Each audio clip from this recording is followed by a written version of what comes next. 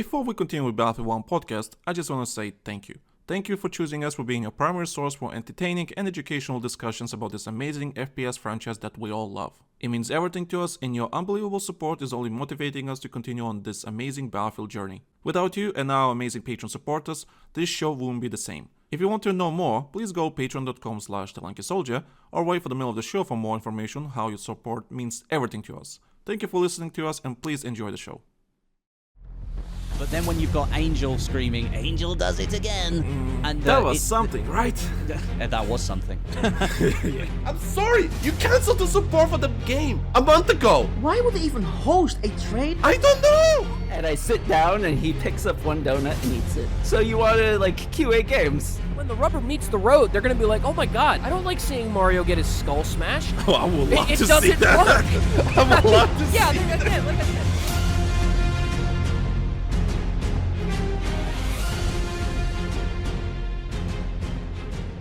Ladies and gentlemen, my fellow Battlefield players, welcome to another episode of the greatest Battlefield-related podcast on the planet, BattlefieldOne. My name is Tom, also known as the Lanky Soldier. I'm your designated tank driver for this show. I am joined by my new regular. He is German. He lost his money at the stock market. He's probably autistic, I guess. I don't know. Andre, how you doing? I feel insulted. But fine, thanks. Thanks for having me. Yeah, I was thinking how mean I want to be, and that's the most PG-13 and family-friendly I can think of, so... It's, Sure. yeah. I just insulted you as well, so it's no longer PG-13. That's fine, okay. Who cares? We're not gonna pay for this anyway. So, anyway, originally, it was supposed to be me and Ray recording this podcast. Well, including you, but Ray is there working, being an American, good old American. You know, unfortunately. You know what? We should ship him to Europe. That's what I've been saying. He should be going to fucking Europe, but hey. Anyway, no Ray today, so it's only me and Andre talking about Battlefield, and I think we're gonna have a lot of fun. Some stuff to discuss and all that kind of stuff, yeah. Definitely. From what I've just seen in the last 10 minutes, I think this will be a good one. Yeah. So before we continue, of course, time codes. We have time codes. If you don't want to listen to our whole hour ramblings, use the time codes. Listen to a specific topic you want. It's there for you to be, used and everything. Use it for your advantage, because I understand you don't have a whole hour. We have socials in the description, of course. Google Forms document if you want to give us, feedback, questions, anything that is on your mind. Use that Google Forms document in the description. Just start writing the feedback that is on your mind. Tell us what kind of horrible intro this was, or whatever the case may be. Just use that Google Forms document. I encourage you to use it. Yeah, and you don't even need an account. You can just type and just send it. Of course, leave a rating on Spotify, iTunes, all that kind of stuff. And join our Discord. We have a Discord where us autistic people... Okay, I will stop with that bit. But where us, lovely gamers, talk about games and just anything that is on our mind. So join our little community. Join our Discord. Andre is there, so you can annoy him there. And tell him what kind of amazing person he is. So yeah, join our Discord. And of course, patreon.com/TheLankySoldier for early access, ad-free episodes, 40 plus episodes of live gaming gathering, exclusive Patreon show, where me and my friends just gather around and talk about some games, anything that is on our minds, anything like personal stuff, whatever. Andrew featured 2 episodes ago. On our latest episode, it was originally me, you, and Ray was supposed to record. Again, same story. The same story. We were supposed to record all of us 3, but someone was not available. So, what happened is, with that particular episode, the latest Patreon episode, we all agreed on the time. Then you, I think, went to sleep or something, or you went to watch Supernatural or some shit. I don't remember. What happened there? Remember when we were supposed to record the Patreon episode? Oh, yes, I remember. Yeah, and you went to sleep or some crap? I wanted to watch a show, but I was so dead I just fell asleep and woke up very disoriented at 3 a.m. in the morning. Nice. And Ray was not responding to my messages. Cause... Oh, yeah, I saw that he didn't get any notifications from he did not get any notifications whatsoever. So, and I realized why. Because he had the freaking Don't Disturb Me enabled. So I told him, like, bruh. So he was playing Red Dead Redemption all this time. I've seen that, and I thought, okay, it will switch to just being online any moment now. because he said he will come online, right? So I guess I was wrong. Yeah. So anyway, but we recorded. Ray came in after realizing what happened. Me and him recorded a 45-minute episode, and we talked about Star Wars, we talked about Division 2, we talked about some DMZ leaks, Call of Duty DMZ leaks 2.0. What else we had conversation? Oh, we talked about the little side project that's happening in the background. I will not mention what... I will talk about it a little bit, but I will not mention what it is. But we talked about it, so if you've been following on Patreon, you know what the project is, and it's going to be really nice for the podcast and everything. So, yeah, we had a nice little conversation. We were wasted. I mean, both of us were wasted. And the title of that episode is literally, You Paid for This and We're Sorry. It's just us being wasted and talking about random shit that came to my mind. So, I mean, it was fun. I mean, in one way or another, I think it was a good episode. Somehow it came out good, to my surprise. But yeah, that's Patreon. Patreon.com/TheLankySoldier, to support the show, support us, all that kind of stuff. So thank you guys for your support and everything. That means a lot. Anyway, so let's talk some Battlefield. And before we're gonna talk about Battlefield, I do want to mention this. Okay, so for the last 2-3 weeks, we haven't posted an episode. And usually that's fine, because technically we're still a monthly episode, we're still a monthly podcast. Technically, Because you are unreliable. well, because we're still a monthly episode, 2 weeks of not posting an episode is pretty okay by our standards. Because back in, when we rebooted the show, we had, an episode a month, literally a month. And since this year, I'm pretty sure we did, 3-4 episodes a month now? Which is, oh shit, I'm drinking Monster as I'm recording this. And Wait, which one? Mango Loco one. Oh, you disappoint me. Okay. But You need to get the ultra wide one. oh yeah, I tried it. It's That's fine. the best. I It's don't- the best. The It's green the one's actually best. pretty okay. It's the best pre-workout, my guy. Sure. I chug that shit daily. Fair enough. Okay, so as I was saying, we're still a monthly episode, technically. But let me tell you how many episodes we got since New Year. So let me quickly count. 3, 4, 5, 6, 7, 8, 9, 10. Oh wow, 11. 11 episodes since New Year's. And it's been 4 months. Ooh. So if we don't think we're cooking, we're cooking. Let him cook. Let him cook. Let him cook. So I'm sorry if there was no episode for the last 2-3 weeks, because I've been working on a side project in the background for the podcast, which is really exciting to me. Actually, I will talk about it. That's what I actually want to talk about. The reason there was no episode for the last 2-3 weeks is because I'm working on a project that I think we need that thing for the podcast. Don't get me wrong. It's not something revolutionary that's gonna change everything and so on. No, but I think it's something that any self-respecting podcast should have. And I've been working. It's cherry on top, I'd say. Yes, and I've been working in the background on it.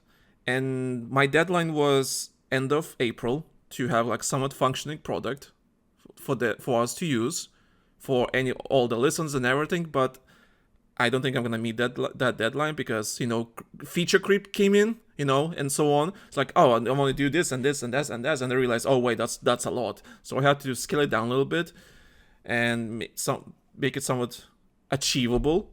So it won't be end of April when it's gonna be released, but it will be May for sure.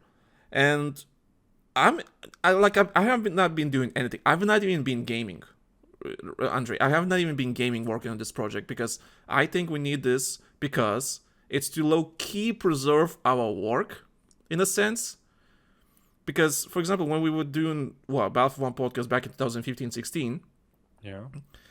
I really it's nice to have those episodes, and as a releasing them and those old conversations and everything, it's there's some really good conversations that happen in those podcasts, right?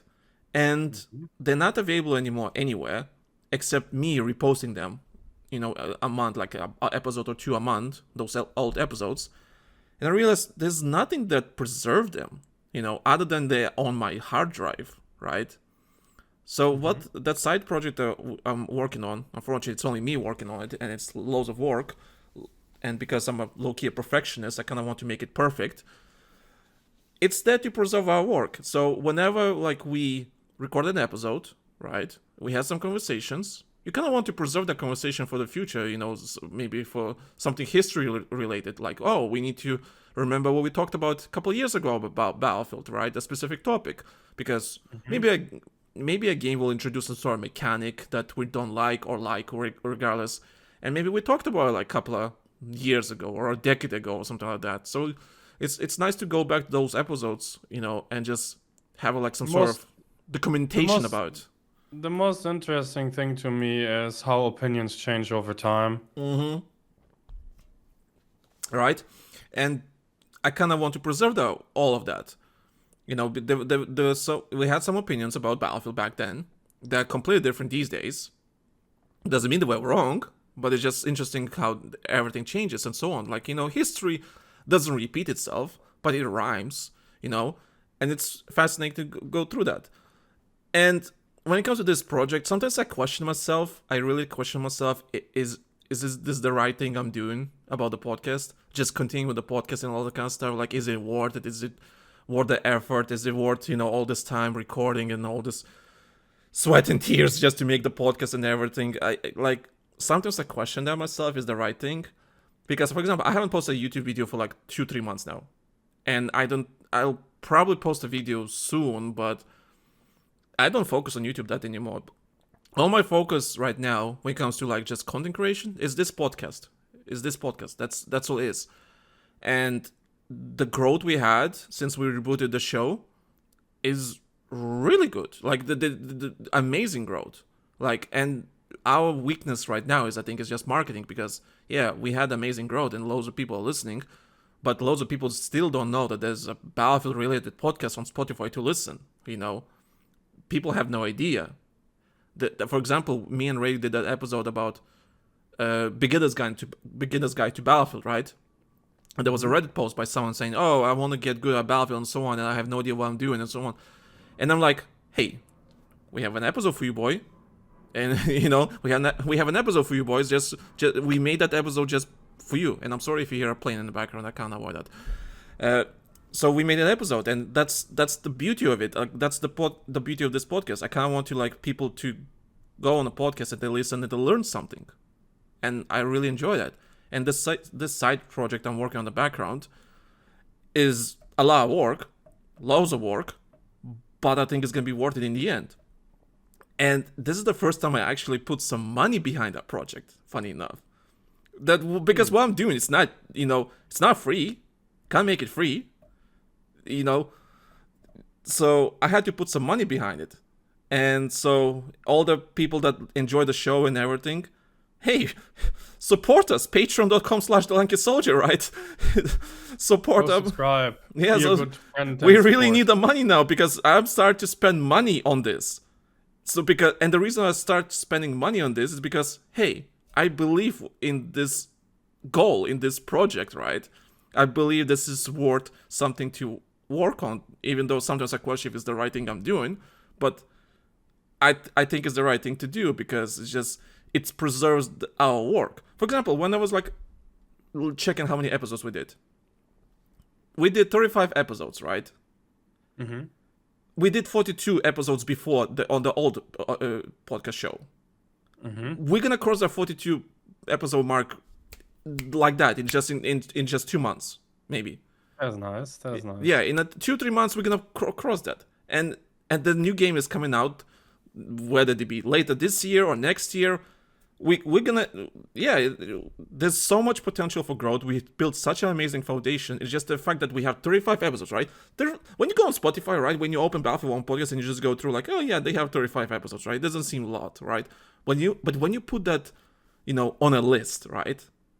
You put on a list with all the documentation and all that kind of stuff, with images and all that kind of stuff. You look at it wow, that's a lot of content to listen. Holy shit.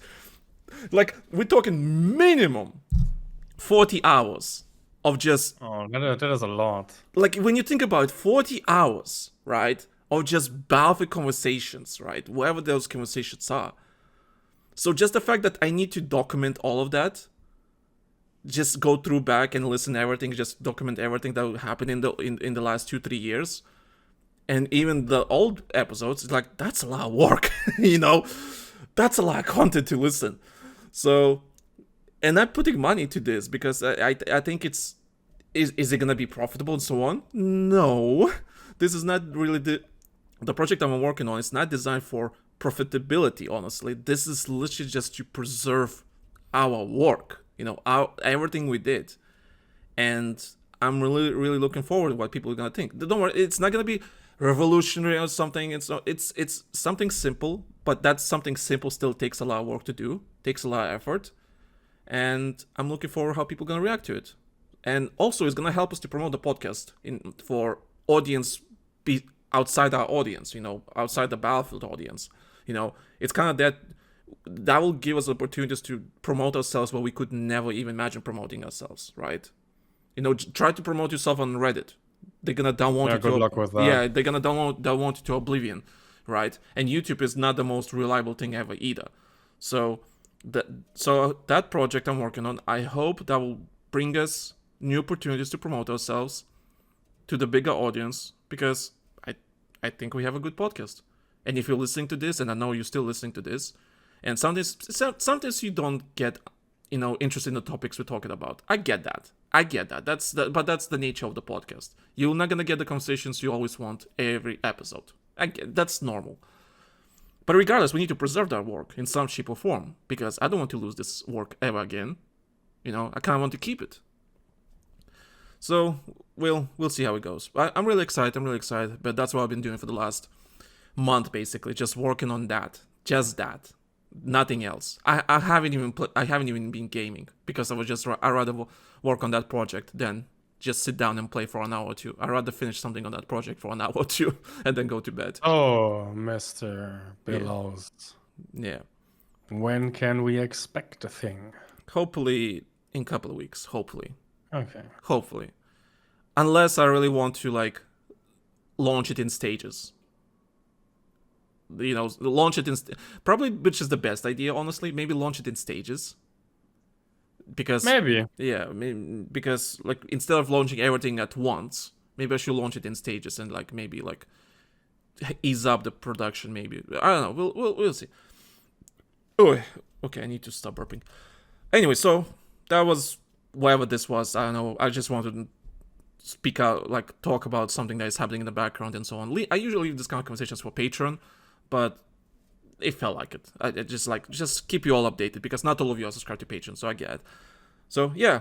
Which means go subscribe to Patreon. Go subscribe. Also, I added a free tier. No. I added another tier, which is. Yeah. Remember when I was talking about? Is there any point adding like $1 tier to the to the Patreon, right? And I said like it's kind of dumb, because what can I offer for that? And it's like nothing. You literally, I think you said, well, you can't. I think you do. There is a thing that you could do. What? Want to know? What? A special $1 club Discord rank on the server. Actually, you know what? Yeah, you know what? Yeah. Okay, you know what? After this episode, I'll add that. So basically, if you don't want to support, if you don't want to support fully, and Ray's been saying like, oh, just support us for $1, a month, and that's all it is. So I added a tier, which has no rewards whatsoever. It's just a donation page, basically. So if you want to support us like $1 a month, you can. You literally can now. So don't want to support fully, it's like, you don't want to give us $5-8, that's okay. That's $1. And 20 of you giving $1, that's what, $20? Yes, it's $20. You're very quick with math. That, I mean, 2 + 2 is 4, -3, that's 1, my guy. Regardless, it's fine. If you want to support us $1, it's fine. It's there, so support us. Okay, so leaks, loads of Battlefield leaks. So yesterday, Juicy ones as well. Yesterday there was a new playtest of the new map that was in the new Battlefield game.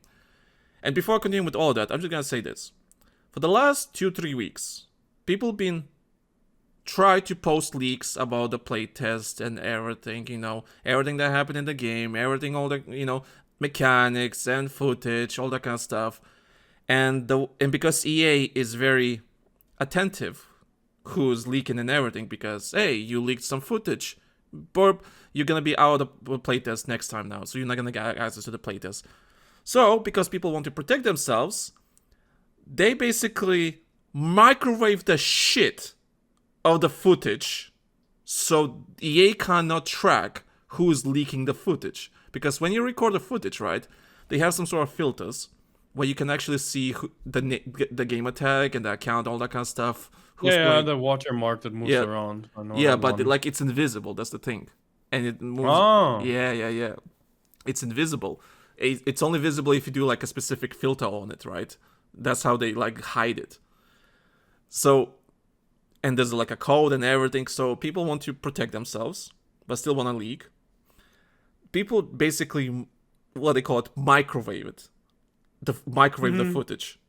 So I know that. So when you look at the footage of the leaks and everything, it's either people drawing the leaks, like, oh, this is how the new gun customization looks, and someone actually draws it. I remember I saw Danny on PC. He has someone that draws the leaks for him, so he's like, oh, this is how the new map looks. Here's the drawing. It's not breaking NDA if it's a drawing, right?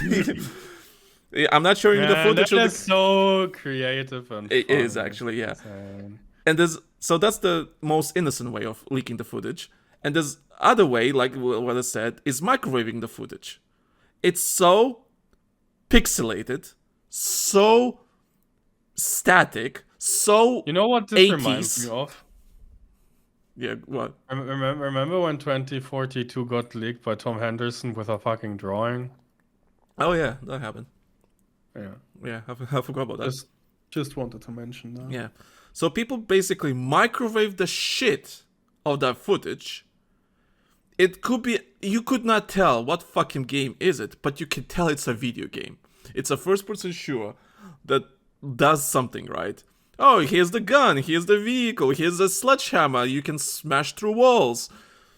And it's just like you can see the cubes, like different colors, like green, yellow, a bit of red or pink, like are all, it's like pixelated, I don't know what to call it. It's a microwave. It's like watching the game through a microwave window. That's what it looks like.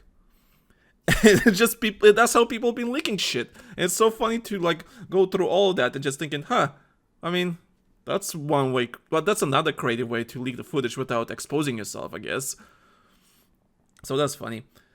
But regarding that, loads of stuff came out with that microwave footage, which is so funny to me. Amazing. Absolutely amazing. But there's some footage came out yesterday of the new map. And you want to go with the first impressions, or I go with the first impressions? Do the first impressions. You're so useful. I know. That's why I'm here. No, because of that, you go with first impressions. The new map. I actually forgot how it's called. Yeah, my first Capstone. It's called is Capstone. Yeah, sure. Shut up. Okay. My first impression, I literally watched it 20 minutes ago. It's beautiful. It looks beautiful, and in the first 10 seconds of footage that I've seen, I was more immersed than in my 10 hours of playtime in 2042, I gotta say. Fair enough. I mean, That's my first impression. I mean, the player that was playing oh yeah, he's bad. is god tier garbage. Actually, But garbage. the map looks good. Yeah. My first impressions, same as yours. Visually, looks amazing.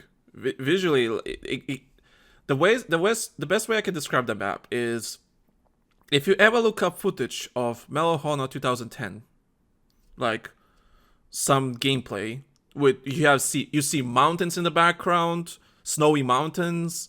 It's a bit snowy. The map is not snowy, but it's like a little bit.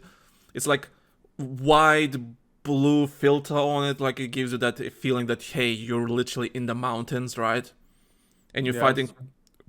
Ooh, I really need to stop drinking Monster as I record because I've been burping nonstop. There's like a village and there's like a military base, like sandbags everywhere, all that kind of stuff. It literally gives me, Medal of Honor 2010 vibes, and I love that vibe because that vibe was fantastic. So, visually the map looks amazing, and he has jets, he has tanks, he has I think he has all the vehicles so far that the game can offer.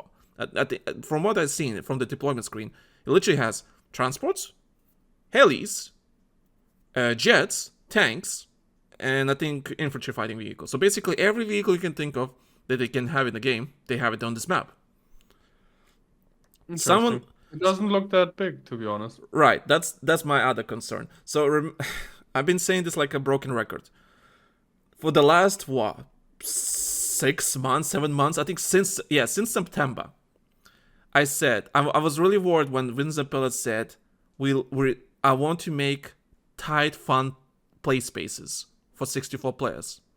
And when I heard the word tight, I was like, I do not, that kind of makes me worried that the maps will be small or very claustrophobic and all that kind of stuff, right? And the first two maps were urban close co-op maps, definitely not vehicle friendly, especially with certain mechanics that I already complained about. Now we're looking at this map. It's in the open. It's in the mountains. Well, mountains, like on the edge of the mountains. It's kind of narrow. And what's the shape? What would you call that shape, honestly? I don't know. A croissant, I guess? Could be a croissant. Yeah, a croissant. I could see that, yeah. Yeah, so I could see that. So imagine I have an a croissant. opinion, by the way. Yeah, if I can just chime in real quick. Because you said that your concern is that it will be very claustrophobic or small. Yeah. I feel like that is not a big issue. If you have enough opportunities to flank, where you can break through the choke points, if that's very well managed, the map being tight or small is not a big issue in my opinion. It makes it more dynamic and quick, I guess, quick gameplay. But I feel like at least I'm not concerned about the size of the map. Let's just say it like that. Yeah, someone described the size of the map as like Flood Zone from Battlefield 4, which was a good size. That's a good size of the map. Yeah, I agree. But as I'm looking at that layout and I saw how the gameplay looks, I think it's a bit too tight for a really open map that has so many vehicles and everything. It's just too tight because like I said, it's a croissant, right?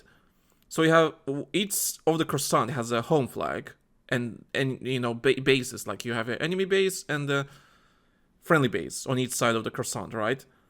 Yeah. It has a flag on that right in front of the base. And there's 4 flags in the middle of the croissant. So 2 in the middle vertically and 1 each on the side. And basically what it tells me, so if you want to really flank, I see you can't flank through the bottom of the croissant. You have to go through the top. And if you want to even engage your enemy or go for the A and B flag, you kind of have to control those 2 flags in the middle. Otherwise, you can't do anything. Because it's just like a front line, basically. Which is fine. You know what they say? For the right size, you need the right tightness. I'll give you that one.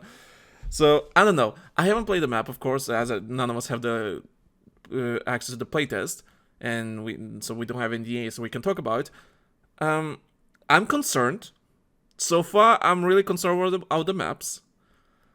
But, I don't know. I need to play it. I need to see how it is. But these kind of maps are usually not my favorite type of maps. Usually. But maybe it's fine. Maybe I just don't see the full picture because I haven't played the game. Maybe. I don't know. Also, I really dislike. I don't know if it's like at the bottom of the croissant, there's like the flag, right? And the flag is literally on the edge for our bounce area. I don't like that. Like that's what I hate most about like maps like that, when the flag or the objective is literally on the edge of the out of bounds area. Oh, you want to try to flank and capture the flag, but you can't because you're out of bounds. You know, you have to go straight through enemy line of sight to capture the flag, which I'm not a fan of that. I'm a big hater when it comes to that kind of gameplay. So when I see that flag at the bottom of the croissant, it's literally just like right on the edge of the out of bounds area. I don't like that. I really don't. That's why I'm kind of worried about this map. But anyway, visually it looks fantastic though. Visually it looks freaking fantastic. Medal of Honor 2010 vibes. Let's go. Actually, let's go. I actually love it. But yeah, do you have any thoughts about the map so far? No, other than my first impressions, you know. Okay. I'll make my own opinion once I actually play the game, you know. But I like what I'm seeing so far. Yeah. Okay. Also, for this playtest, they changed the. Okay, so anyone that doesn't know, in the last two playtests, there was flag outline on the flags, on the objectives, right? So if you see the flag on objective, it has the flag outlines of what in the world you see when you can capture the flag, right? So with every Battlefield game, I think since Battlefield 4, the flag outline is usually marked on the minimap. So on the minimap you can see what the flag outline is, what's the capture area, and that's how you capture the flag and so on. If there was nothing in the world in your gameplay, physically in the gameplay, that tells you what the outline of the flag is. So the last two playtests, they had this outline in the world, it will be green, blue or red, right, depending who controls the flag. Yeah. It was like a little flame, like if you played Call of Duty Hardpoint, if you played any Call of Duty game. I know what you mean, yeah. Yeah. So for the listeners, right, for you to describe, if you played Call of Duty, right, and you played Hardpoint, for example, and you see like the outlines of the objective on the ground, where the objective is. That's what it basically was. And it was very bright and very easy to see in the last two playtests. And the Battlefield community hated that. Hated that with passion because for some reason they think that breaks their immersion. I fully disagree with the Battlefield community regarding that. At least give me an option to keep it on because I actually liked it.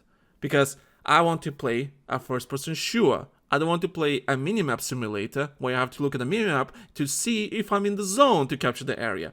Why about I just focus in my gameplay, see the outline, and then I think where I want to take cover, where the players are coming from, where I can like engage and so on. I kind of want to think about that and not look at the minimap. Oh, if I'm in the area to capture the flag. You know, I don't want to do that. Battlefield community hated that. Like they really hate this flag outline. So for this playtest, they changed it. Instead of like going like I don't know, it's like arrows or a little flame going in a little bit above the ground, showing the outline. Right now, it's just a gray outline, just like a line. It's just a line on the ground, just a gray line on the on the ground. And people say, You want my opinion on this? Yeah, go on. I also don't like it. Okay. I also think it's immersion breaking, but keep it as an option for players who want it and make it default on the minimap, that it's always showing on the minimap, or also make it I think it will show optional, I guess. Yeah, minimap I think is going to be default no matter what. I mean, you know, that's how it worked, I think, in Hardline. You saw it on the minimap always. Not sure, though. Battlefield 4 had a lot had customization options later down the years. I remember the developer, Julian, he was really proud of that. Because, yeah, the options he introduced to the game to, you know, customize your HUD, you know, any way you want, it was like, fantastic. You know, amazing. Okay, yeah, you know, that's the thing. I kind of want the outline because it's a cool idea. Like, you know what, I will not care about that outline when I'm going to play the game, right? At the end of the day, I just want to shoot people, you know, and capture the objective. That's all I want. I don't really care if it's like a little flamey outline on the ground. I don't care. But if people think about it's immersion breaking, you know what? Sure. Give us an option to disable it. Let them disable it. I will keep it on. But if people want to disable it, it's their choice. Give us at least that. So I hope there's gonna be a choice. I hope. But I have a feeling that they don't want to give us a choice. They want to find a middle ground, which I hate it. So now we have this shitty ass gray outline. Hopefully they can change it. At least something more interesting, because it's like, it's not a deal breaker, but I'm just really annoyed that that's the hill the Battlefield community wants to die on. The flag outlines. That's okay, sure. Anyway, but that's my opinion personally. Surprise! This was not time-stamped. We hope you're enjoying the show so far, but we need to stop for a second and tell you about some important stuff. And now that we have your attention, it's time to tell you all about our amazing Patreon that is helping us keep the show going. Patreon.com/TheLankySoldier. Some Patreon exclusiveness. We here at Patreon would love for You sound like every nerd in all the 90s TV shows. Battlefield 1 podcast was rebooted in March of 2023. We learned a lot of lessons from our previous shows that consisted of 41 episodes, and we've been building amazing foundations for the future with this current show. There's a reason why we're the best Battlefield-related podcast available on Spotify and anywhere else. We've also had the honor of being listened to by DICE, Ripple Effect, and other developers as well. Now, we want to share even more with you through our Patreon. And I've never seen her. So I will be crying and yelling. And I will not be the same person I am right now. Yeah, I don't think I'm ready for that kind of emotion. I know we're emotionally close and everything, but I don't think we're that emotionally close. Yeah, that will be an experience of its own. We want to thank everyone that has joined as a free member or subscribed to our Patreon in the last year. The support is greatly appreciated, always was, always will be. It's amazing, and it only motivates us to continue with our Battlefield journey. By simply becoming a free member or even subscribing to any paid tier, you're not only supporting the show, but you're also getting a lot of content back in return. Right, because Call of Duty gets so annoying sometimes, I actually got so desperate I installed League of Legends again. Oh my god. The perks of any tier is you'll get ad-free early access to all of our future episodes. You can already listen to the previous episodes ads-free as well, simply by being a free member. There's no more waiting, no more interruptions, just pure unfiltered Battlefield content straight to your ear holes, from our mouth holes, and anywhere else. It's amazing, isn't it? The only reason why CTE did as well as it did back in the day, guys, is because it wasn't locked down to secrecy. Those that couldn't participate were still able to see what was going on. That's the point that I'm getting at right now. We're also giving you a behind-the-scenes look at what goes into making the Battlefield 1 podcast or any other content we produce, from planning sessions to recording mistakes and everything in between. You'll get an insider's perspective on how we bring each episode to life pretty much from start to finish. And the reason why I'm saying I'm sorry. Yeah, it's your fault. It's all my fault. It's all your fault, Ray. You ruined the whole show. We need to cancel it again. Just gotta can it for another 8 months again. Just appear out of nowhere with we need to cancel it again. Ray, what the fuck did you do? And that's only Battlefield. We're also offering access to our exclusive Patreon podcast series, The Live Gaming Gathering. This is a show where friends and special guests get together and talk about everything from the video game industry to movies and whatever else is on our minds at that particular time. With more than 40 episodes already available, there's hours upon hours of content for you to listen to. Alright, I think we need to move on because we've been kind of on this subject for about the last 15 minutes now. Yeah. We got a couple of things in order. Are you feeling better now? Let this Yes, thing off. I do feel better. Oh no, wait, one more thing. For example, Angelo. We were in discussion. I'm not gonna mention any names. Trust me, these are some of the most fun and amazing conversations we have ever had on the show. Because it's just us being us, relaxed and actually having fun. Almost like you're sitting alongside us with the conversation. Yeah. So the reaction from the Fortnite community is like, okay, every time we see a Cybertruck in the server, it's our mission to drop everything we're doing and send that player back to the lobby. We also believe in keeping our patrons informed, so we post monthly recaps to let you know what you probably missed during last month's episode, and we're making sure that you're not missing anything important. Just recently, we opened a brand new Discord server where people can talk to each other and get all of the latest updates about our content or the Lanky Soldier channel. Find the link in the description of this episode or at our Patreon. no subscription needed. You are as a You player. have been measured. Yeah. Yeah, you've been measured. Because we're confident that you'll love the content we're creating, we're offering a free trial that you can use at any time. We believe we're making good content that will make you stay, and we would not be offering free trials if we didn't think so. I've seen a lot of people like literally get excited, like, you know what? This looks very familiar, clearly ripped from somewhere, but damn it, that looks good. So, if you want to support the show and get all of these amazing extras, head on over to patreon.com/TheLankySoldier. Your support means the world to us and helps us keep delivering the content that you enjoy. Thank you for being part of the Battlefield community, and thank you for being a part of our community, and we look forward to seeing you on our Patreon. Now, let's get back to the show. Right, so there's some other stuff that got leaked. Leaked game modes. Do you want to read out the list that was leaked with the game modes? I can. Just give me 1 second. I know what you're doing, but I need opening I need you to be involved. I need you to be involved. I have it open. Okay, congratulations. You achieved basic functionality as a human being. Yeah, there's one mode actually that I'm somewhat interested in. Which one? King of the Hill. Right. So and Strike Point. So I'm just gonna read out the... Actually, what's Strike Point?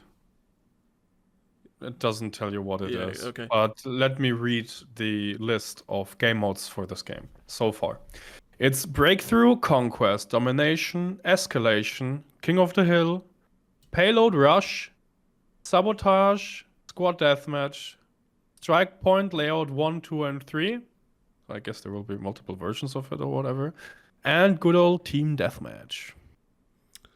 What do you think of this list? There's one game mode missing, in my opinion. Which one? Operations. Isn't that Breakthrough, basically? I'm not sure. I'm also not sure if it's in 2042. I'm out. It's Breakthrough, yeah. But... yeah, but the thing is that nothing came close to operations since Battlefield 1. I mean, the Battlefield 5... I don't even know if Battlefield 5 had operations. It did. But they weren't as good as the Battlefield 1, that's for sure. And I loved it. They did it so well with Battlefield 1, in my opinion. Well, Operations/Breakthrough in Battlefield 1 was basically a cinematic low-key experience. That's what they put the effort. They present you the story or the set, you know, the team, like the idea was that, hey, this is our objective. 2 armies fighting each other. We're one of the armies. We have to capture this objective, and if we don't, we're gonna lose, and so on. So they did the presentation really well. You know what would be fucking awesome? Mm-hmm. If they make operations again over 2 or 3 maps, you know, have a story or whatever, I don't care. But make it, I guess this sounds crazy, I don't know, you guys can give me your opinion. Multiple game modes in one operation. Let's say the first sector is Rush, and then the second one is a Conquest, for example, or something like that. That you have to take 2 or 3 flags, get down to a certain ticket count, and then continue with something else. Funny you say that, because have a just add some dynamics, I guess. Right.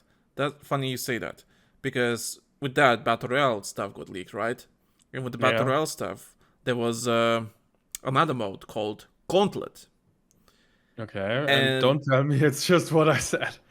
It literally sounds like that from the leaks. Okay. Because apparently that mode Gauntlet, which is going to be a free-to-play mode, seems like it, with Battle Royale. So you know how Warzone has Plunder, Battle Royale, Resurgence, all that kind of stuff, right? And it's part of the Warzone package. So Gauntlet is basically that. Okay. So it's just like an alternative to Battle Royale. So for people that don't own the game, for example, so I'm guessing it's going to be like a perfect mode to level up your weapons, all that kind of stuff, and so on. Like, hey, play this Gauntlet mode.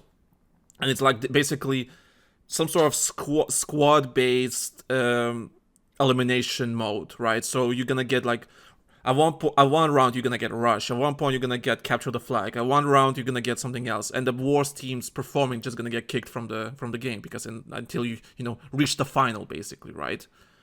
With this mode, so it actually sounds exactly like you said, kinda. Yeah, but it's round based again, right? I mean, actually having multiple game modes in one round through sectors.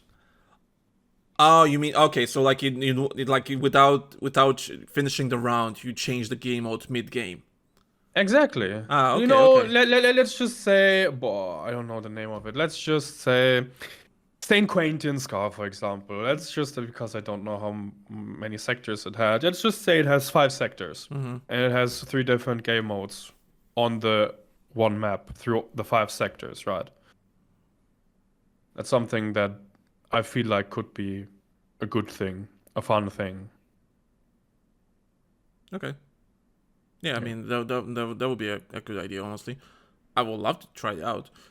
But yeah, Gauntlet basically sounds like it's a squad-based elimination mode, and each round you're gonna have a different mode, and you fight different squads all the time, with each different round. So I guess like if it has 150 players, divide them into 150. Well, how many? I guess I know. Wait. Well, let's say 80 players, right? You have 80 players on the server, and you divide them into squads, and they basically fight each other for who's the best squad in the game. I mean, sure. Yeah. So basically that. From all these leaked game modes, that King of the Hill, I'm really that's kind of cool. I'm glad they have small modes like Domination and TDM. That's good. Especially Domination. I mean, those are your basics, right? Well. It's kind of hard to get basics with Battlefield these days. Yeah, it's true, actually. Yeah, so of course it doesn't mean this game was going to be in the game. Maybe they were play testing them and see how it works and so on. Sure. And it doesn't mean they're going to be on launch day either. But just the fact that they already they play tested these, it's a good idea. Also, I would love to see like Obliteration or Chain Link, that kind of stuff. Sabotage is. What's one thing that I missed too? What? I don't know if you remember it, but Obliteration. Yeah, that's what I said. Obliteration and and Chain Link. Yeah, sorry. Didn't listen. Yeah, that's the most I'd love to see personally, because Chain Link and Obliteration, like, love to. And also, why not just add Squad Obliteration? That's more interesting to me than normal Obliteration. Squad Obliteration is fucking fantastic mode. Squad Obliteration. That existed? Yeah. 4-on-4 in Battlefield 4. It did? Yeah. It was not that popular. In Battlefield 4? Yeah. It was not that popular because it was really hard to find matches, but Squad Obliteration was a fantastic mode. You know what we're missing, my guy? Well, Hazard Zone. Oh, for God's sake. Don't get me started on that. No, I'm getting you started on that, my boy. I wonder what the escalation mode is. Sabotage is definitely... Oh my god, that is a loud jet above my head. Sabotage is definitely... What's it called? Squad Search and Destroy. Which is... replace that with Squad Obliteration. Then we have a deal. I don't want to play Search and Destroy in a Battlefield game. I'm sorry. It just doesn't sound like... It's just... I don't want to. I'm sorry. Search and Destroy... Hardpoint. We need Hardpoint, for God's sake. You know what? I'll rather take Hardpoint over... Sabotage, like Search and Destroy, honestly. Listen, don't get me wrong. I want it's nice to play some tactical game modes once in a while, right? Especially in a battle game. But Search and Destroy is not it. Squad Obliteration, though, now we're talking. Now that's a tactical game mode that I can actually support. So, I like that. So, but yeah, will they add it? We'll see. Maybe one day. So those are the leaked game modes that got leaked. Okay, so there's some weapon customization. Okay, the weapon customization thing that in yesterday's playtest was really interesting. So apparently the way it looks is exactly like Modern Warfare 2019 or just any Call of Duty game, right? Like, you have your attachments and so on. But each attachment, I think we talked about last episode, each attachment has some sort of value to it. So you have like 100 points to spend, and each attachment costs a particular amount of points.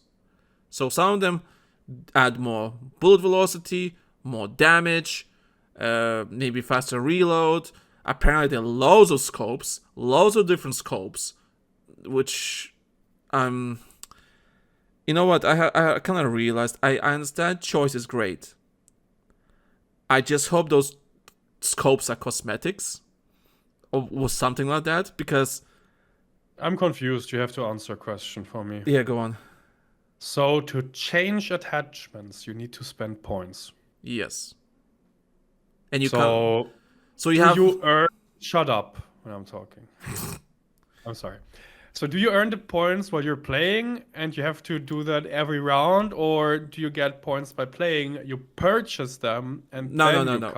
No, the way I understand... Because the way it's, you know, it sounds to me like that every time you change, you need points. You know? Okay, the way I understand, from what I've seen, no matter... Okay, so let's say leveled up weapon, right? Fully leveled up weapon. Yeah. You have 100 points to spend to customize your gun. Those not earnable, those are not gameplay related. You just have 100 points for each gun. Yeah. And those points, so if you, let's say, spend 10 points on an attachment, you have 90 points left, right? And then you can customize the way you want. But certain attachments that are better have bigger purchase value. So like, let's say 50 points or something like that. Sure. So you always gonna have 100 points, no matter what. So I think you can have leftovers, of course, but you can. But people will try to probably like realize like, hey, how can I maximize all these points to maximum potential, right? I mean, it's kind of interesting. How like, I mean, I want to see how that works. I kind of like the idea because it does. It's not gonna be like. I don't think it's going to be like cookie cutter, like, oh, what's the best gun in the game? Here's the attachments, right? I think it will give some sort of idea, like, variety how people will build their guns because of this point system. Because it's not going to tell you, oh, you should equip this and this and this and that's it, you sort it. Yeah, but maybe sorted attachments have certain benefits or negatives. I'm pretty sure there will be cookie cutter builds. You think so? I mean, yeah, okay, you know what? Now I'm thinking about, people gonna figure that out, like, what's the cookie cutter? Like, oh yeah, here's attachments and you have, like, those two, whatever. Maybe you're right. There has always been and there always will. Yeah. But, I mean, it's fine, I don't care, it's like, it's unavoidable. Metas will be metas, just like, you can't avoid that. People will maximize their, optimize their gameplay to get the maximum value out of the gun. Like, that's normal, that's expected. But just the idea that, like, hey, you have a certain amount of points to spend on our equipment and spend them how you like. That's kind of cool. I think that's a cool idea. A bit different than just static. Here's your 5 attachments and do whatever. I think that's a bit more. What's the word I'm looking for? Not dynamic, more like engaging. Yeah, I guess. Then you like listen. Then you can just like respond and thinking, yeah. This is my gun. I build this, right? Like, and the way you can apparently inspect the weapon is also really cool. Apparently, you can move the gun around, up and down, and so on. So you can look to the side and so on. So that's cool. So when you build a weapon and then you can inspect it, like that's cool. That's cool. They're just gonna make you think like, yeah, this is my gun. Okay. So other stuff that happened. That got leaked. Some Portal stuff leaked. It's basically copy paste. Portal description from Battlefield 2042. Last episode we talked about propaganda and telemarket might be coming back. People say like, oh, it's for the Portal and everything. This is supposed to be Portal? It could be just DLC maps, season maps, free content drops, whatever. That could be it, so whatever. I'm all in for bringing back good maps. Yeah. You don't really have to reinvent the wheel, right? Yeah, exactly. You have the map, you have the reference. Just remake them for the new game and call it a day, honestly. Yeah, I see nothing wrong with bringing old maps. I kind of want to play on some old maps. Like, it's been a while, like 10 years. Like, all... I mean, I guess this is a bad example, but look how people freaked out with Verdansk. And how many players they're playing right now, right? Mm-hmm. People came back for Verdansk, yeah. People literally came back for Verdansk. They don't want anything else for next year. It's fine. It's great. And honestly, to me, as I'm playing the game, you know, Warzone, I'm so happy to be back in Verdansk. I'm so fucking happy. Just makes me feel good. Game is a different story.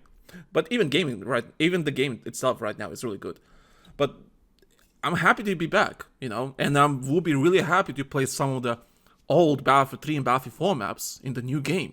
It's like, hell yeah. Yeah, there's a new generation of players, right? The younger generation that will play this game, that never played those games before, and they play these old classics, right? I'm like, fuck yeah. Hell yeah.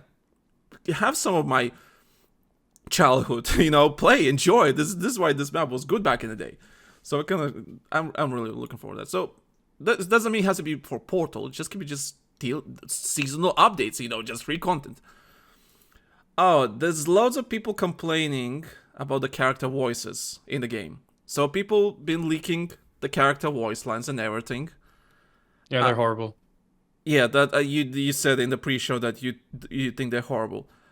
So yeah. I listened to them. So let me tell you this. I probably have a hot take. Okay. So the lines that people leaked, those voice lines, right? Voice lines from the game. Yes, they're very generic, very simple, very monotone. It's like some female characters are literally saying, yeah, good shot. You know, simple stuff like that, right?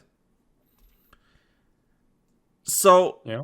Our context, yeah, they sound bad, they sound monotone and everything, and I've seen people saying like, we just wanna, why can't you bring Battlefield 3 voice lines back and so on, make it sound like a war and so on.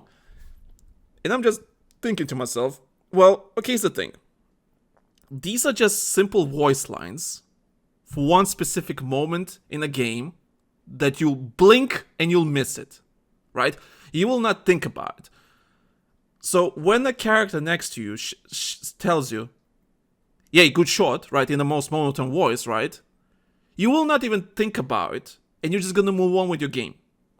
When you snipe someone... Yeah, but if it sounds out of place, you will definitely notice it. Right. So people leaking all these voice lines, right? Yes, out of the box, right? It sounds really boring. But you also forget that these voice lines don't have the sound effects on. Does it have the context? Does it have the, you know, the background noise, all that kind of stuff? Like, for example, in Medal of Honor, I think it's Warfight, I think, or something like that. There was some monotone, simple voice lines in the game, but because they were speaking through a radio, and you can hear their voice next to you, and you can hear their voice on the radio, that suddenly sounds like really immersive, because like, hey, you hear them on the radio, and then next to me and so on, it's like a really nice sound effect that you hear. It's kind of the same thing here. You heard those voice lines in a file, in an MP3 file, right? Out of context. And when you hear them in the game, with all the sound effects, with the radio chat, all that kind of stuff, you will not even notice, and you probably think, wow, this sounds really immersive, like it empowered this world and everything, and people cooperating, all that kind of stuff. Context. That's what it is. That's context.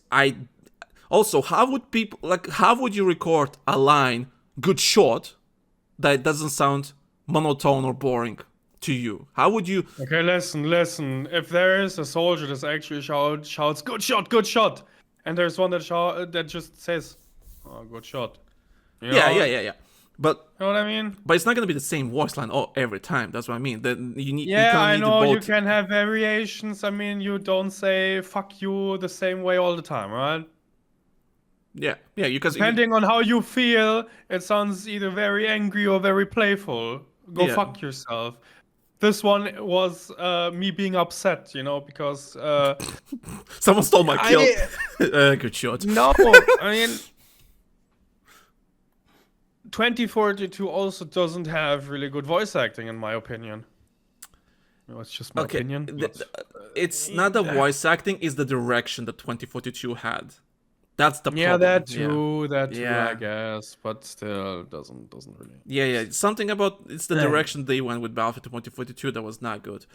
But I fully agree with everyone though regarding like, oh yeah, I want some emotion in my characters, right? I kind of like yeah, get that motherfucker or something like that. Like I want to hear that, right? I want to hear like raw emotion because you're in a fucking war, right? I mean, I guess the biggest cringe was the end of a round voice lines for the specialists on 2042, you know? Oh, yeah. But everyone agreed that was cringe. Thankfully, they removed them, but still. Yeah, but... It's still microwaved into our brains. Yeah, exactly. And I only have 10 hours of playtime on that game, my guy. Yeah. So... until for now, right? I don't think we should lose our shit. Yes, I agree that it sounds monotone and everything, but I think there's loads of missing context. I'm pretty sure that some of these voice lines are also placeholders. That too, yeah. It's still an alpha, yeah. It's still an alpha and everything. Voices will be changed and everything, and maybe people will, developers read the comments and everything. People find them a bit monotone, a bit boring. Like, okay, maybe we can really record some lines. It's fine. Yeah. At this point, I don't think it's a big problem yet, because there's loads of missing context. But yeah, people do not like the voice lines right now and I agree with everyone. I do want a bit of emotion in my voice lines because hey, I'm playing a Battlefield game. I kind of want to feel something, right? So I understand that. Was there there were character details? Oh yeah. So there were some character details leaked. Well, I'm saying some. So far, from what we know, there's classes, there's no specialists, and you're playing somewhat a soldier, right? A nobody, right? Yeah. But it seems when you're gonna customize your character, of course you're gonna have a preset of faces, right? I presume faces or basic model, whatever, and you go from there. And those characters have descriptions about them, and people don't like that. And you know what? I might disagree with them regarding the voice lines, but I kind of have to agree with the community regarding this thing. Why do you want to give...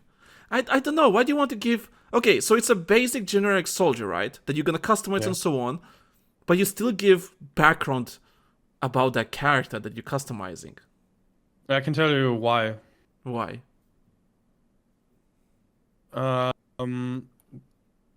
To me, personally, it sounds like what 2042 is right now. You have your classes, but those classes have specialists.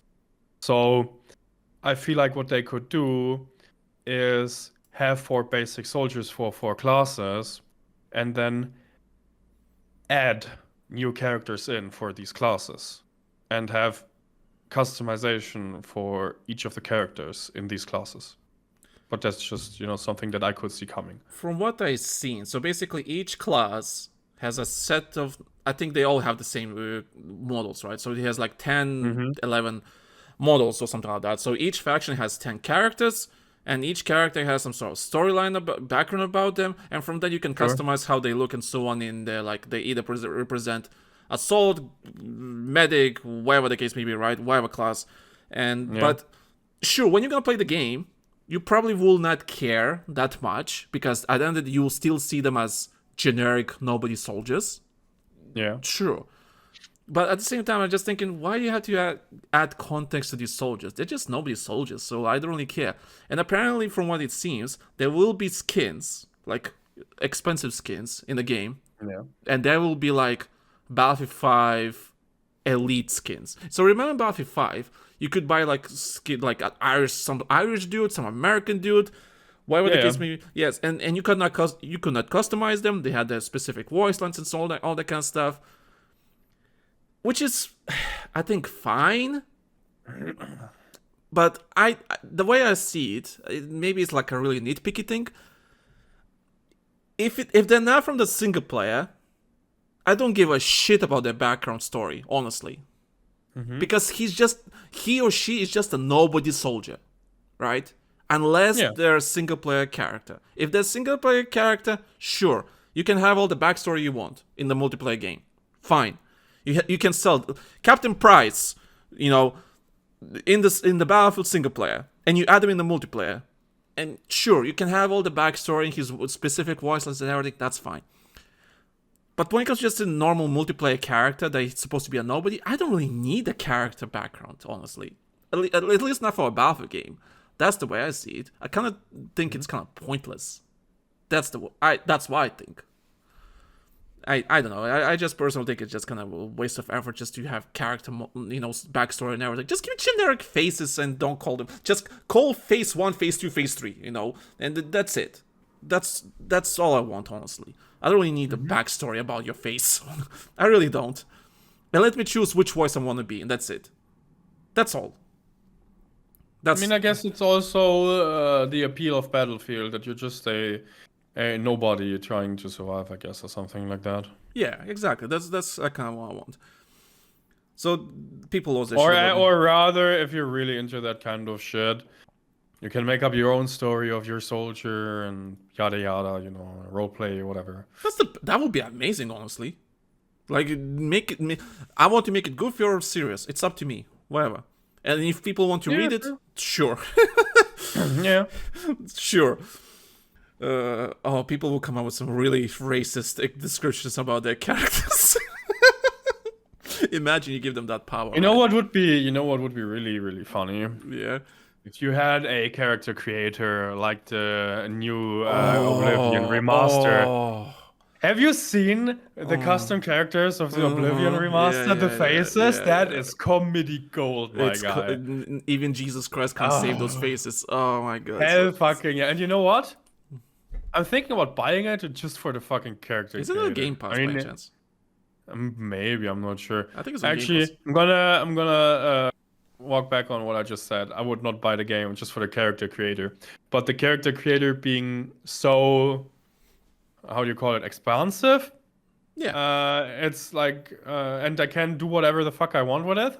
If I want fucking Gollum, I can make him. And that's another reason why I would purchase it. And I never played any Elder Scrolls before, I gotta admit. But yeah, that's character stuff. DICE also released a blog post about destruction, how destruction works in the game and so on. How does it work?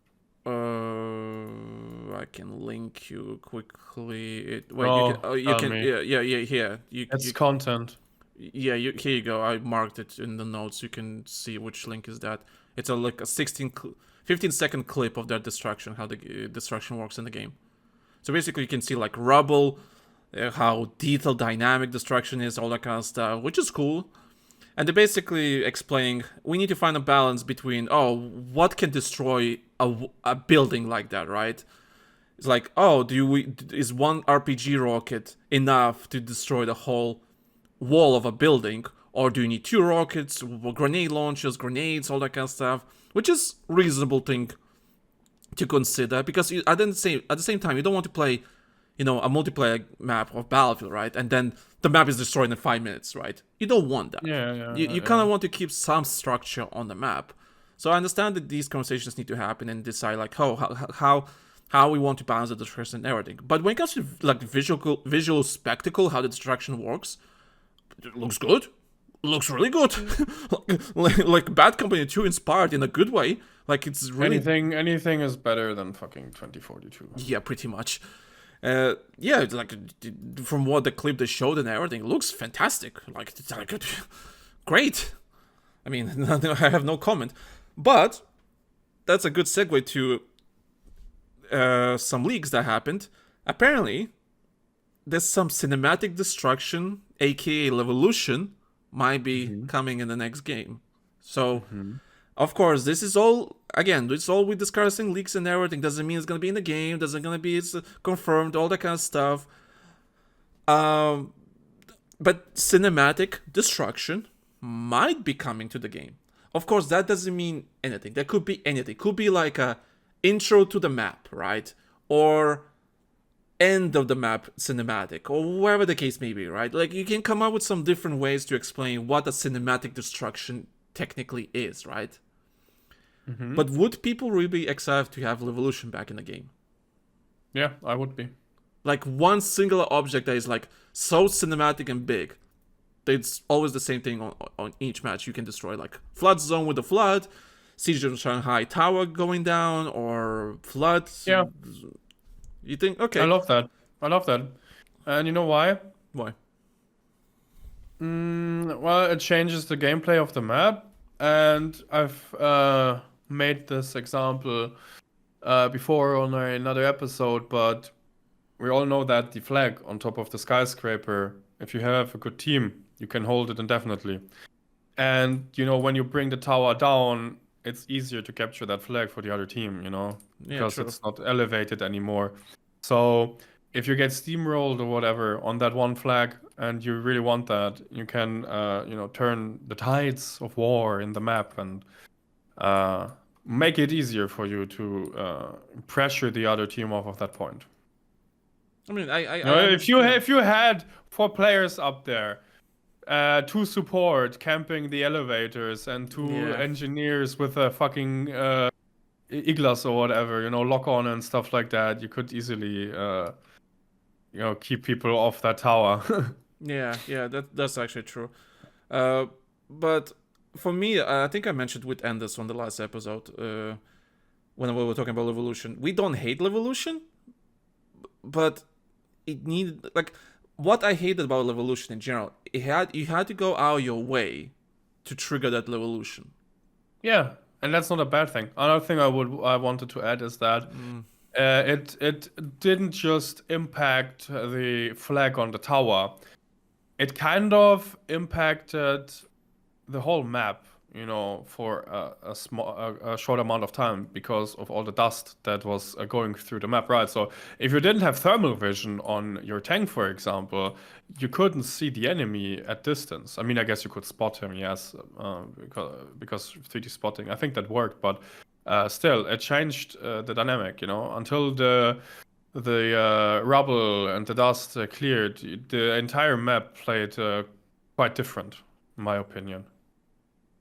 You know, reduced visibility could also mean that you could easily cross the river or the street, you know, if you had, or the bridge, for example, right? The bridge between the tower and stuff like that. That's why I have fond memories of Siege of Shanghai, gotta admit. I mean, okay, yeah, I guess it makes sense. But I don't know, I just was not a fan of just, like, you had to go the way to trigger it. It would be, I kind of want, like, a more natural way of happening it in some shape or form. I don't know, like, I can't come up with something out of my head right now, like, but something more natural, that I don't have to, like, get out of my way, go to the corner of the map, use 10 RPG shots to destroy something. Okay. So you're suggesting that DICE should add random triggers, that it happens automatically, like flying a plane into a skyscraper? Or let's say as an example, you for the see skyscraper. Wait. You don't get the joke, right? What? Run. Okay, go on. An airplane hitting a skyscraper. Oh shit! That was yeah. It just happens. It could be part of the story of the map. It's just some terrorists. Yeah, it just happens, fam. Yeah, it just happens, my guy. Tough shit, bitch. No, just like, well, going back on the skyscraper thing. Let's say instead of like me putting 10 rockets into into one particular pillar, why not just like, just because fighting was happening in a building, the foundation kind of got weak and so on because of all the explosions and fighting for the flag, maybe just like falls down naturally or something like that. Like, just something more natural, right? Instead of like... I mean, I guess you could make it dynamically destructive and at a certain point it just collapses if if the structural integrity is no longer existent, but to get it into the game, it sounds difficult. Yeah, but yeah. So there's leaks about cinematic destruction, aka Revolution, or whatever you might. Yeah. So I mean, if it's there, it's there. I don't mind. Who cares? I'm here for the spectacle, honestly.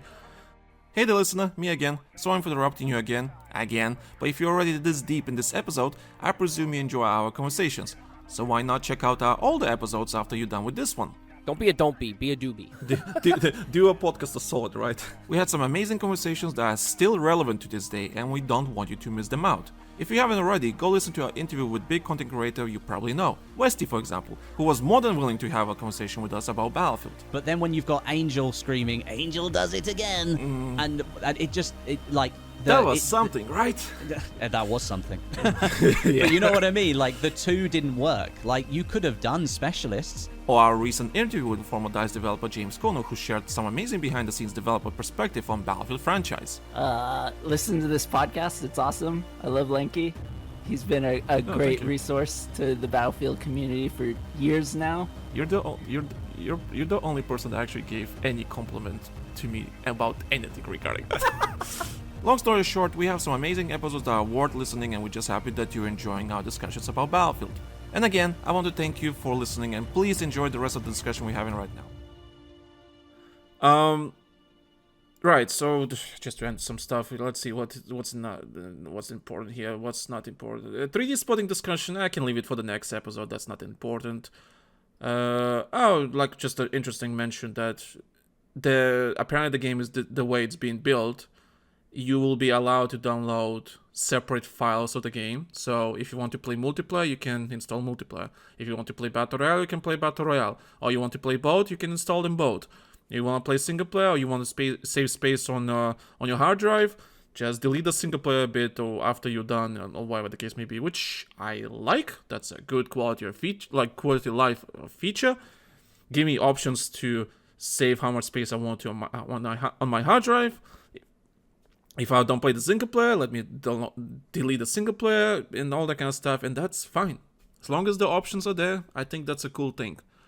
And yeah, give me ability to download separate parts of the game. Sure. Yeah, I mean, I'm all for it. I want to download Call of Duty on Steam and it tells me it's 500 gigabytes. I really don't know how you're getting that. I really don't know. Also, why? I guess you can just uninstall. I mean, I guess Steam requires you to download the full thing, and then you can. I'm pretty sure it doesn't tell you to download 500 gigs. Maybe it's just telling. Screenshot? Maybe it's telling you that you need. Well, I don't know. And also, you have your COD points on Battle.net anyway. I don't remember. You know, I own. Modern Warfare 2 and 3 on Steam, right? I only had the first Modern Warfare on Battle.net, and I'm pretty sure I spent those COD points. Okay, after this, you want me to open Steam and see what's going on? You can, I don't give a shit. First I have to... You still have to play with me, you fucking dumbass! Yeah, but I'm still a busy person, and I told you next weekend. Yeah, what am I paying you for? Oh wait, I don't. Yeah, exactly. I mean, I guess you could speed up the process of Patreon.com/TheLankySoldier. Patreon.com/TheLankySoldier. So everyone's subscribed to Patreon, so his ass can join me on Call of Duty, and we can host this podcast. And I'm finally spending money on a project that makes this podcast go boom, in a good way. Anyway, I gotta get the money from the microphone back somehow. Yes, yeah, he did buy a microphone for this podcast. Okay, so that's all the important, interesting leaks that happened in the last week or two. There's some small stuff, I really don't care, it's not important. It's alpha, everything's gonna change, everything's gonna be updated and so on. There's no point talking about everything in detail because everything's gonna change. Everything's gonna change and so on. But what's not gonna change, or at least grain capacity, is, the mechanics, like my will to live. Yeah, that too. The maps, the gun customization, the characters, whatever the case may be, all the kind of stuff. That the general stuff, the broad strokes, right? Like you can't really change that because that's the vision of the game. But hey, it's small stuff and everything. We can talk about it. And maybe they can change it. Maybe they can re-record the voice lines and so on. Maybe they're placeholders. Fuck knows. All that kind of stuff. So yeah. Anything else you want to talk about Battlefield? Anything that tickles your fancy the last, 5-10 minutes, if you have anything? I just want to play a good game. I don't want to suffer anymore. Yeah, the same. I think I already mentioned, like, it would be really a shame of me spending money on this podcast, working on a project that will put this podcast on the map, all that kind of stuff, right? And then the game comes out, it's actually shit. Well, that's the joy of risk, I guess. I guess, yeah. Fuck it. But the thing is, you know, the last time I actively played, I guess, was with Battlefield 5. Or let's say Battlefield 1. I don't know. With each new release of a Battlefield game, my playtime went down significantly. I think I have... With my old account, I think I have 1,600 hours on Battlefield 3. And then I had, I think 800 on Battlefield 4, I'm not sure. Hardline is half. Battlefield 1 halved again. Battlefield 5 halved again. And, you know, with 2042, I think I barely played 10 hours, I'm not sure. And I've kind of given up on the franchise. What I've said on another episode before that, from what I see, it looks good so far. It gets me going. It makes me excited. But still, I'm not keeping myself updated. The only person that updates me is you.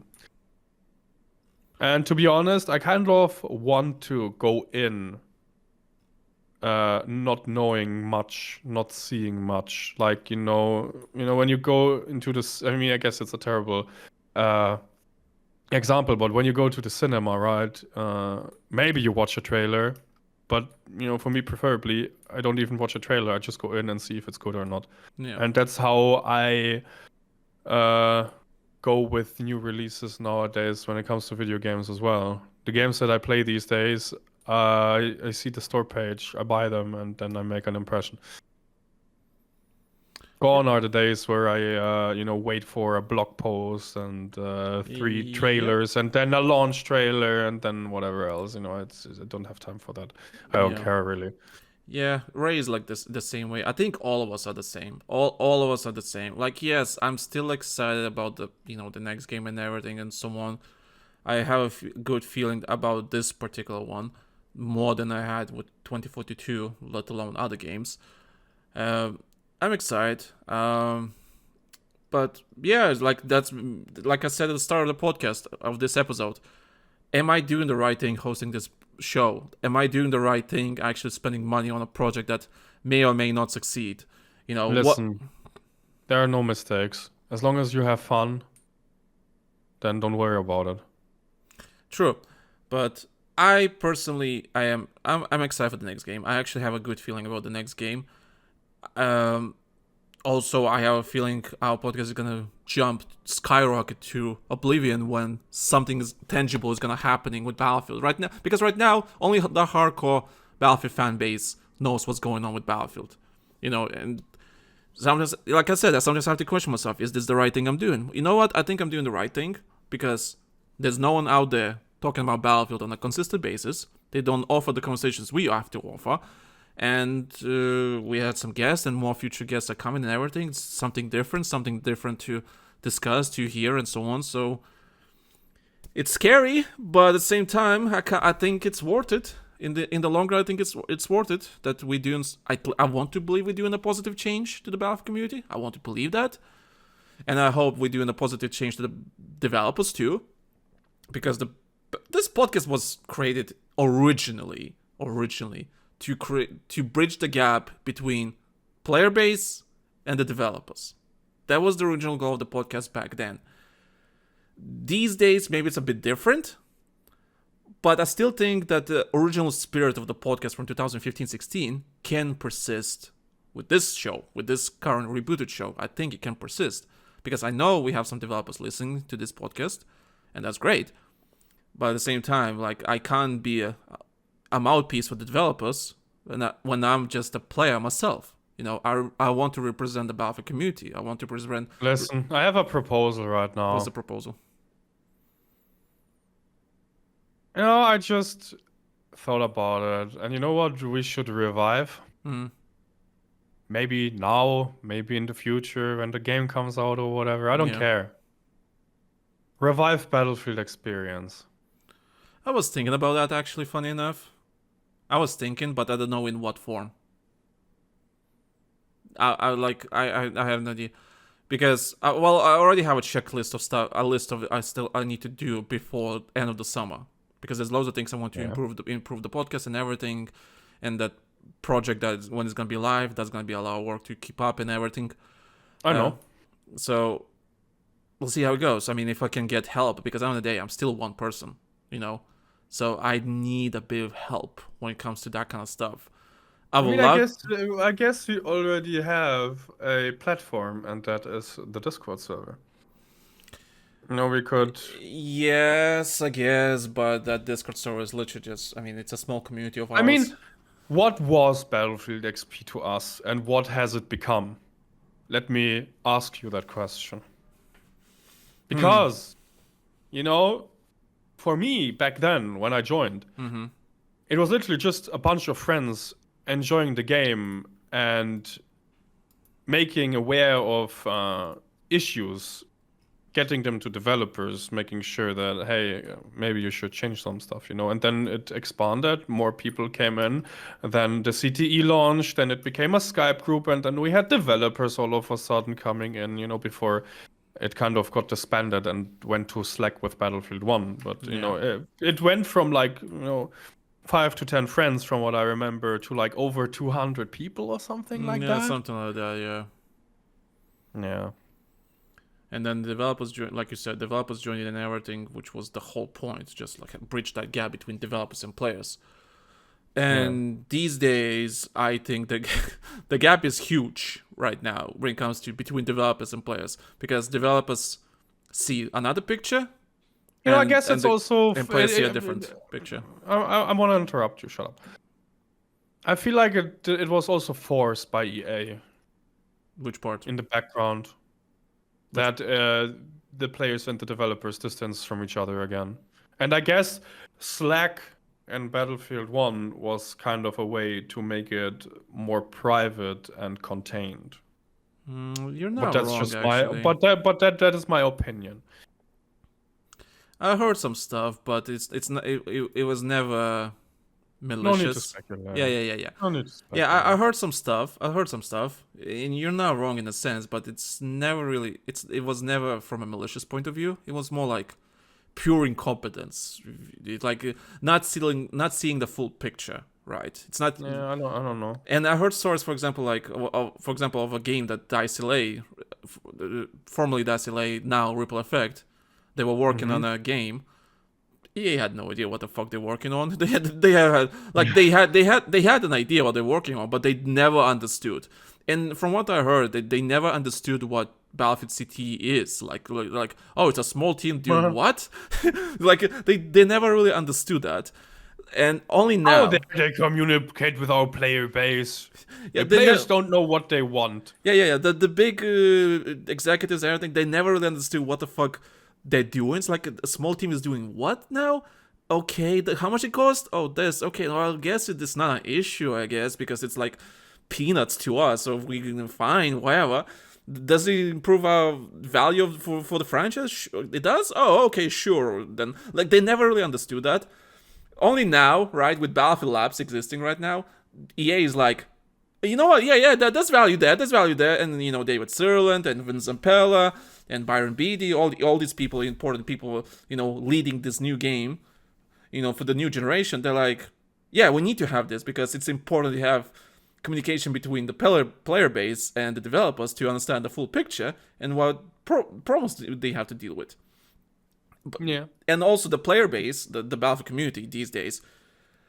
I'm sorry, fam, but you're not important in a sense. I'm sorry, because the Battlefield player base, the hardcore player base, is over 25, right? And when your franchise relies on over 25, my dude, what's the future for the game? What's the future for the franchise? You can't survive on those hardcore players forever. You kind of need to reinvent the franchise for the new generation, for the new younger audience, right?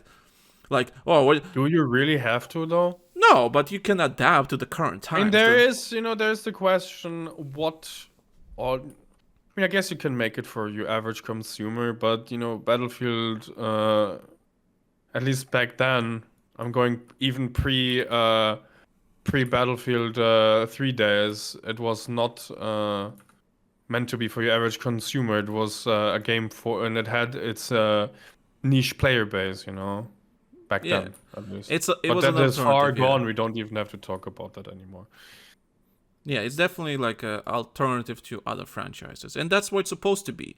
Like, I remember when Zappella said, like, listen, we don't want to compete with Call of Duty, but if we do, that's fine. Like, we're here to create an alternative for the player base that don't want to play Call of Duty. They want to play something else and more, I guess, engaging.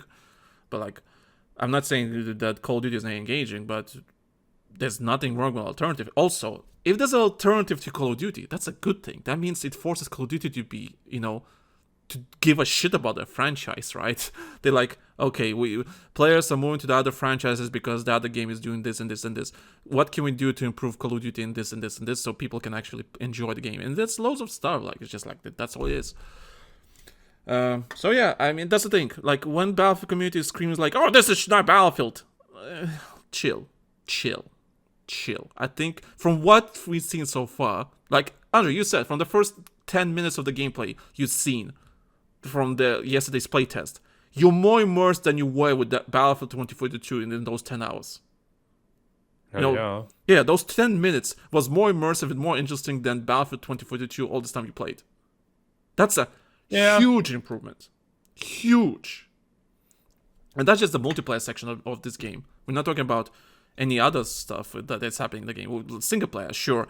I'm not exactly... Another unpopular opinion, the one thing that I missed from 2042 was actually a single player. Yeah, the Battlefield 3, shut up. Battlefield 3, my podcast. You're fucking autistic fuck. Yeah, fuck you. Yeah, go on. I'm not autistic, bitch. I forgot what I wanted to say. You were talking about single player. Battlefield 3 had a really good campaign, right? Yeah, had a good one, yeah. In my opinion. I think so. Battlefield 4 was okay. But one thing that I really didn't like was war stories. I did not mind it. I actually enjoyed the COD single player. I mean, I guess it was over the top and shit like that. Which one? Or you just any generic, any... Modern Warfare 1, 2, 3. Oh, yeah, they were good. One was good. Second one, okay. Third one was... Wait, did you play the... I mean, I guess war stories were good for, the timeline that it was set in, Yeah, because, I think that's the way. Both wars. I mean, Battlefield 1 and Battlefield 5. It was a world war. Yeah. There were so many important battles and stuff like that, and I guess also seeing. I mean, there were no big important battles and war stories, but seeing everyday people, or whatever. And yeah, I don't know what to talk anymore. That's fine. We'll must end the podcast. I'm just tired. Yeah, that's fine. I'm also tired. I've been drinking this monster drink, surviving on just pure spite. I drank 3 monsters today. I went for a run and I've been to the gym. I'm just tired now. That's a lot of monsters, my dude. Hell yeah. So, yeah, other than that, I got nothing else. Do you want to do the intro, or should I do for intro, outro, I mean? I don't know, you don't have a script for me. But do you want to try? Wing it? No. Okay, I'll wing it. So, thank you guys for listening. Thank you for all your support. Thank you for interacting with us and everything. Thank you for leaving all your ratings and everything. Check out patreon.com/TheLankySoldier. Support us. This is the moment we actually need money. I'm not even kidding. We actually need money because we're actually spending money on this. Like, we actually... Yes, please donate. Donate. Actually, no, don't donate. Just subscribe to Patreon. At least you're getting something out of Patreon. It's fine if you donate. That's cool. But I'd rather you have, subscribe to Patreon because you're actually getting something out of it. You know, I want to give you something for the support. Yeah, it's just like I get something out of it. Yes, you're getting my friendship. That would be so sad if that was true. Yeah. Isn't it? No, I'm kidding. But yeah, thank you guys for listening. Thank you for everything. Leave us your comments and everything. Google Forms document in the description. Let us know. Tell us everything that is on your mind. Tell us what kind of cringy intro it was, what kind of cringy podcast this was. Tell us what kind of sexy people we are. It's fine. Whatever is on your mind, let us know. Google Forms document in the description. Follow our socials, all that kind of stuff. And on that note, thank you. We'll see you guys on the battlefield. Bye bye.